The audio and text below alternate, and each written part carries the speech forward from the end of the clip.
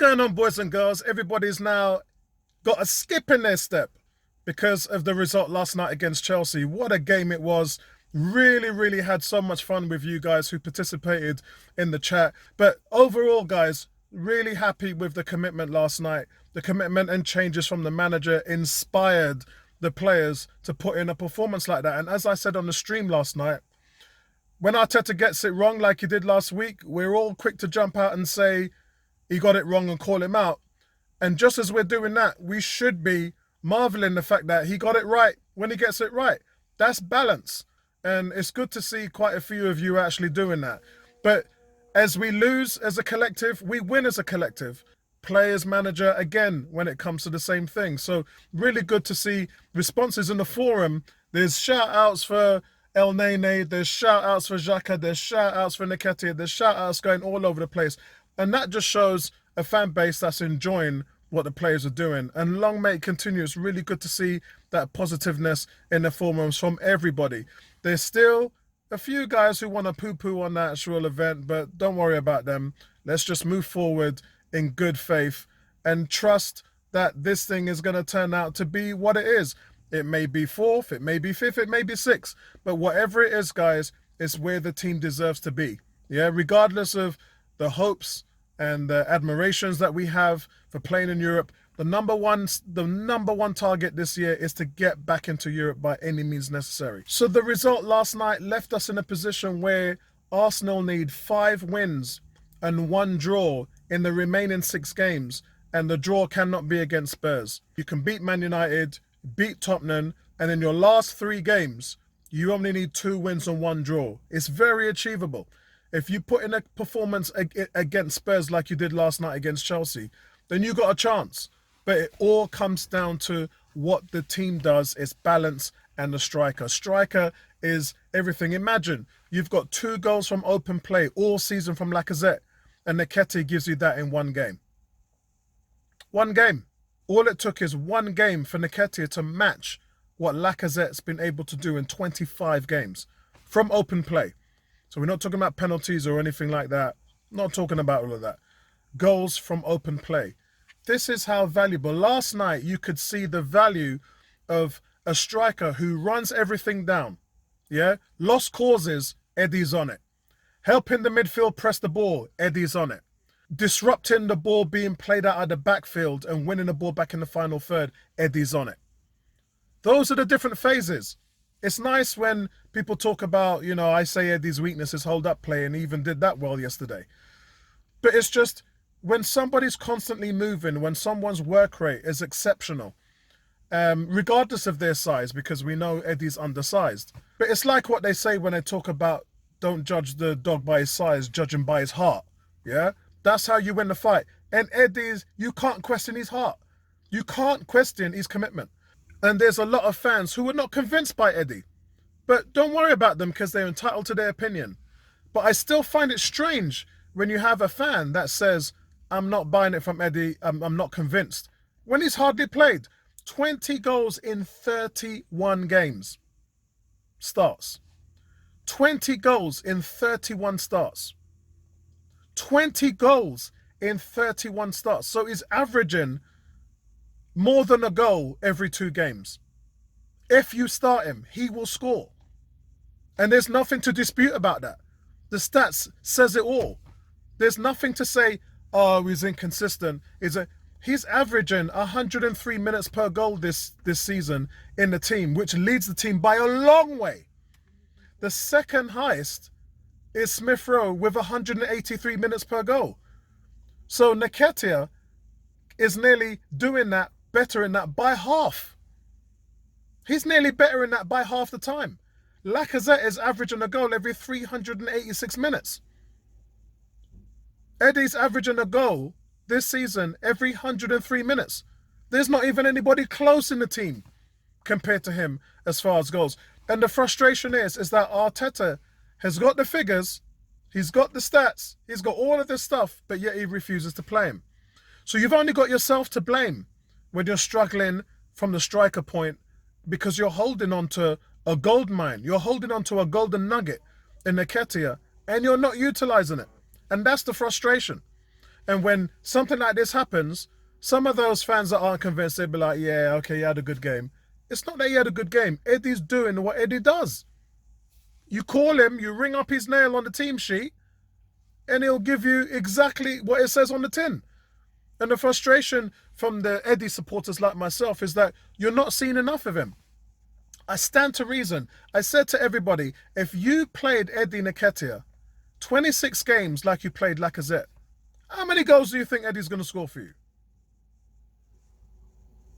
If you gave this guy 26 starts this season as your striker, how many goals do you think Eddie's going to get?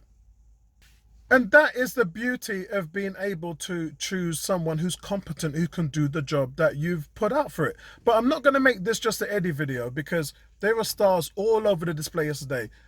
Xhaka actually played really well. I love the job that he did on Lukaku.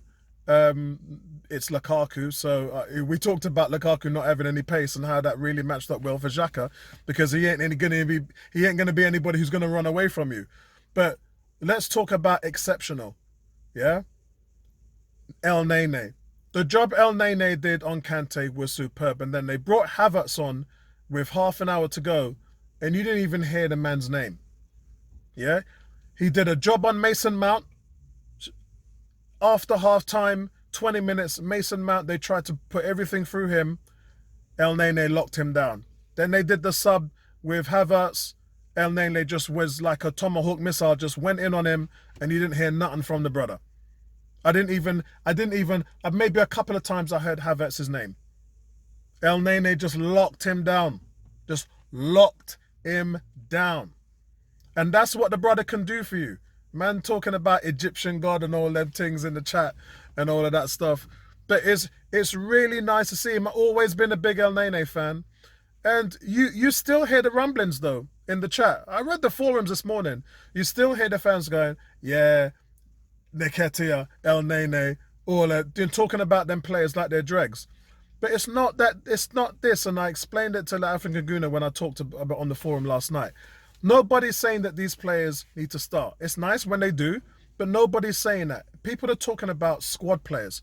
What happens when things don't go right? What happens when you have injuries? What happens when you have suspensions? What happens if you're in a situation where your starters have just gone off the rails and they're not getting it done? In the last 3 losses, we could see that the starters were just gassed. And the criticism of Arteta is that you took so long in changing it. Don't be afraid to change it when it goes wrong. Otherwise, you just end up with something that's gone stale and you've got no answers for it. And everyone's looking at everybody thinking, what's going on here? Eddie, I put the interview that Eddie did. Eddie did an interview a couple of days ago, which is online on YouTube. It's now in the 101 forum. And Eddie was talking about, I don't know what else I've got to do to tell this manager that I should be playing. And the way he talks as well, he doesn't want to leave. He does not want to leave Arsenal. But at the same time, his reasoning for wanting to pursue a career is he's 22 years old. He's looked around at all the other players that he played around. Remember, Eddie was the England under-21 captain. And all the players he played around are in teams starting every week and making a name for themselves and getting bumper contracts because they've been able to show and produce. Eddie's not been given the chance to do that. So not only has he not been given a chance, but his market value is low and his earnings is low because of it. And that's the reason why he wants to go to a place where he's wanted, where he can express himself, where he can score goals and show his worth and value. He ain't been able to do that at Arsenal. That's a fact. And that's the reason why he wants to leave. So the only person that can stop this is Arteta and Edu. Arteta has to put the guy on the team sheet, show him some love, because it gets to a point, guys, where it's not even about contracts, not even about the money anymore. I just want to play. It ain't about the contract, the money, bun all that. I just want to play, because if I play, I can show you what I can do. And did you see Arteta's comments after the game last night about Eddie Nketiah? The guy you've been holding back for the whole season. And Arteta, who's had no luck up front in strikers. He had Aubameyang, who just went off the boil. He had 4 goals this season for Arsenal in the league. I think in, 15 games or something like that, in 16 games. And then he had Lacazette, who had 2 goals from open play. And it got to the point where Lacazette weren't even shooting on goal anymore. It got to the point where, I talked about in the last game, Lacazette had 8 touches. 8. Yeah? Nketiah had 37 touches last night. He was busy, he was available, he was running onto stuff, he was a target man, he was disrupting their back line, he was giving the centre-backs hell. He was around them being a nuisance. That's Eddie's best talent. Just being around everybody, being a nuisance. And I just love the commitment from Saka. Was exceptional last night. Saka was outstanding last night. And so was Gabriel. We talked about Gabriel, the amount of clearances that Gabriel had, passes intercepted, Rob Holding as well. Ben White did okay last night, but I don't think he was as good as the other two. We're not going to talk about Aaron Ramsdale, the goalkeeper, because I had no idea what's going on there. But it was a real good performance. Great to see Smith Rowe come in, running in late to the box and adding a goal. First one this year since he had 10 in the first half of the season.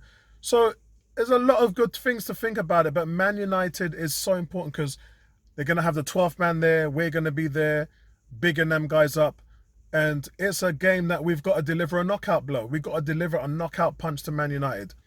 We've got to put them in the ground. We got to say to them, top 4 is over for you. Yeah? Our display this weekend is going to say to Man United, you're done for top 4 this season. Done, done, done. You're over.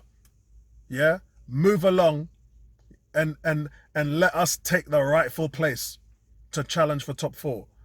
And then after that, you've got the Spurs game that you got to deal with. It's going to be a tough run-in, guys. But I'm really, really up for it. It's great to see you guys bounce back from last week's meltdown. It's really good to see the fan base enjoying the win last night. And long may it continue. I'm really looking forward to the Man United game now. So listen, I'll touch base with you guys and we'll get a preview for that done. And I'll speak to you guys later, man. Peace out.